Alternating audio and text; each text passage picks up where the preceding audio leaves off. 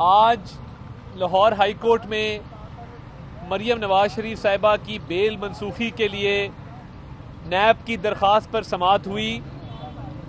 दौरान समाअत नैब के प्रोसिक्यूटर से मुअज़्ज़ज़ अदालत ने ये सवाल किया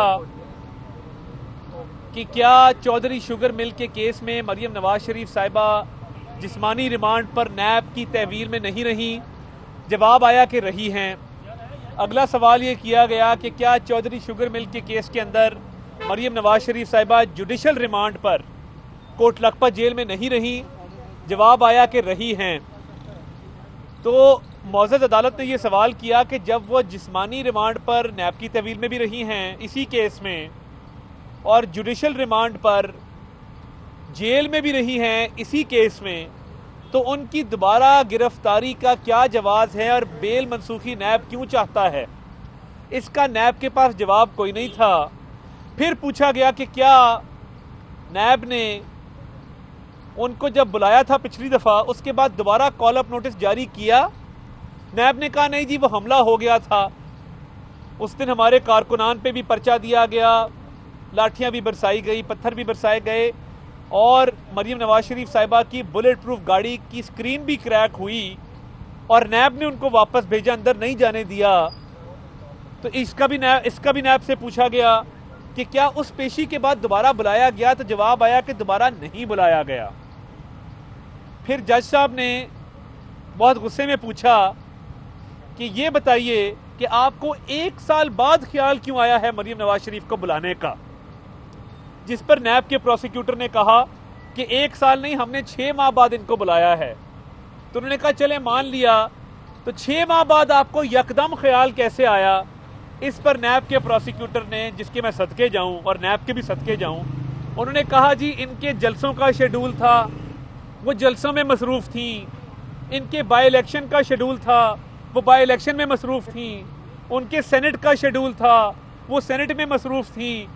नैब की हमारे शेड्यूल से एक बहुत ज़्यादा आशनाई देखकर और उनकी हमारे से मोहब्बत देखकर कि वो हमारे जलसों में खलल नहीं डालना चाहते, वो सेनेट के इलेक्शन में खलल पैदा नहीं करना चाहते, वो बाई इलेक्शन के दौरान हमारी एक्टिविटीज़ को डिस्टर्ब नहीं करना चाहते, मेरा दिल किया कि मैं नैब के सदके जाऊं। आज नैब को शर्म से डूब मरना चाहिए था कि उनके पास किसी सवाल का कोई जवाब नहीं था। चले भौंडे तरीके से कोई गिरफ्तारी ही मकसूद थी, कोई नया केस बना लेते।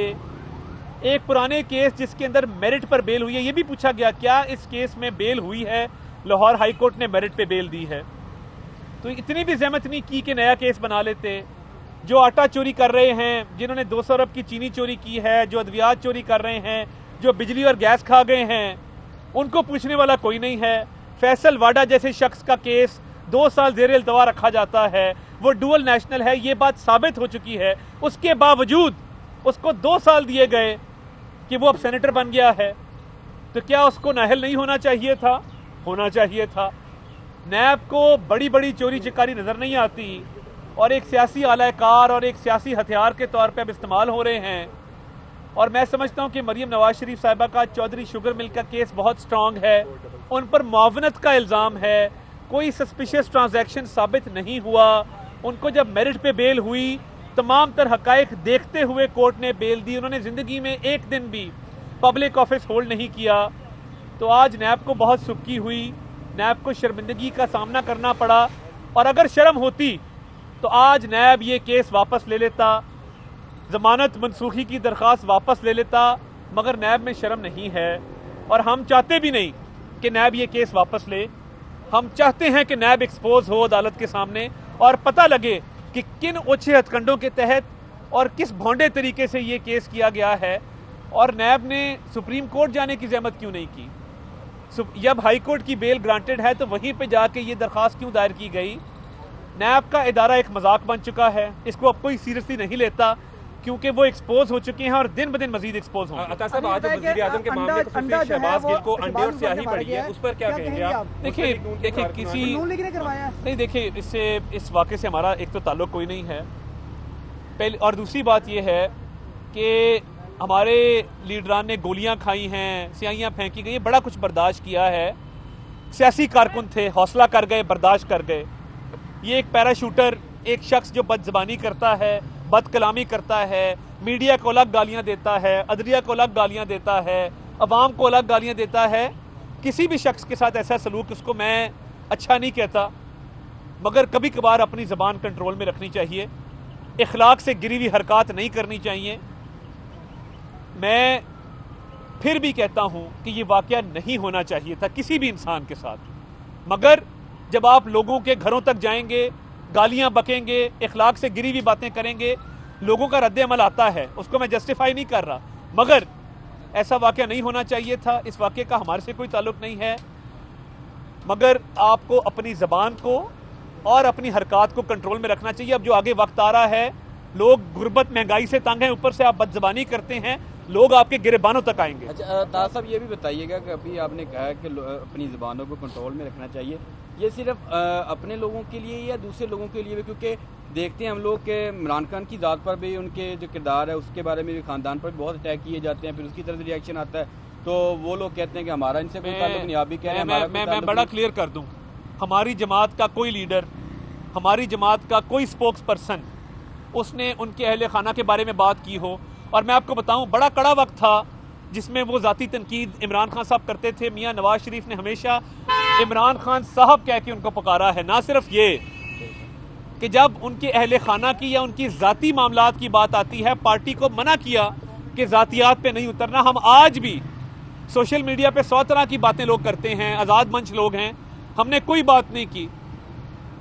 एक लफ्ज़ हमारे मुंह से निकला हो, एक फायरिंग का वाकया हुआ कल परसों, आपने उसके मुतालिक मेरे से कोई बात सुनी हो, हमने नहीं की। हम ऐसे लोग ही नहीं हैं जो ज़ातियात पर उतरे। सर ये बताइएगा कि अब आगे लॉन्ग मार्च भी आ रहा है, कोरोना के केसेस भी बढ़ रहे हैं, और दूसरा जो नैब के चेयरमैन ने एलिगेशन लगाए हैं मरियम साहिबा पर कि वो रियासती इदारों के खिलाफ बोलती है, इसलिए हम चाहते हैं उनकी ज़मानत मनसूख की जाए। इस हवाले से क्या कहेंगे, क्या ये नैब का मेरिट है? देखिए, पहली बात तो ये है कि लॉन्ग मार्च के हवाले से PDM का सरबराही इजलास भी है, हमारी इंटरनल मीटिंग्स भी हैं, और ये पूरा हफ्ता हम मीटिंग्स करेंगे। इधर लाहौर में भी हमने अपने तंजीमी उहदेदारान को डिवीजनल सतह, ज़िलाई सतह पे बुलाया है। इस्लामाबाद में भी कल एक मीटिंग होने जा रही है जिसमें हमारी मरकज़ी तंजीम होगी, हमारा कोर ग्रुप होगा, तो उस पर तय होगा, जो लाहे अमल आपको आगाह कर दिया जाएगा। दूसरी बात यह है, नैब नेशनल अकाउंटेबिलिटी ब्यूरो है, एहतसाब का इदारा है, उसका बाकी किसी बात से कोई ताल्लुक नहीं है। और चेयरमैन नैब और नैब का जो रवैया रहा है, जिस तरीके से वो सियासी हथियार के तौर पे इस्तेमाल हुआ है और मखसूस सियासी जमातों को टारगेट किया गया है, तो मैं तो इतना ही कह सकता हूँ कि नैब को शर्म आनी चाहिए। अगर आप मेरिट पे बेल डिस्कस नहीं कर सकते, आप अब इस तरह की बातों पे आ गए हैं। ये बताएगा कि जो मियां नवाज शरीफ साहब ने जो वीडियो बयान जारी किया और जो उन्होंने कुछ नाम लिया, 3 नाम लिए हैं, क्या आप उससे इत्तेफाक करते हैं? वही लोग हैं जो मरियम साहबा को आपने वो वीडियो बयान चलाया आपके चैनल ने? मैंने तो नहीं देखा, कहाँ पे चला है? आपने वो सुना? नहीं, मैं नहीं सुना। आपने चलाया? आप मेन स्ट्रीम मीडिया पे चला है? नहीं, हमने नहीं चलाया। अच्छा, नहीं, फिर चले। अगर नहीं चलाया, आप ऐसे आज चला दें, उसके बाद मेरे से सवाल करने मैं जवाब दे देता हूँ। आप चला दें, अभी क्या टाइम हुआ है? आप इस तरह करें ना, आप अभी 2:17 है, 2:20 पे चला दें, मैं वेट करता हूँ। मैं वेट करता हूँ। नहीं, मैंने नहीं सुना, आप चलाएं, आप चलाएंगे, आपके चैनल पे मैं सुन लूंगा। नैब का काम क्या है?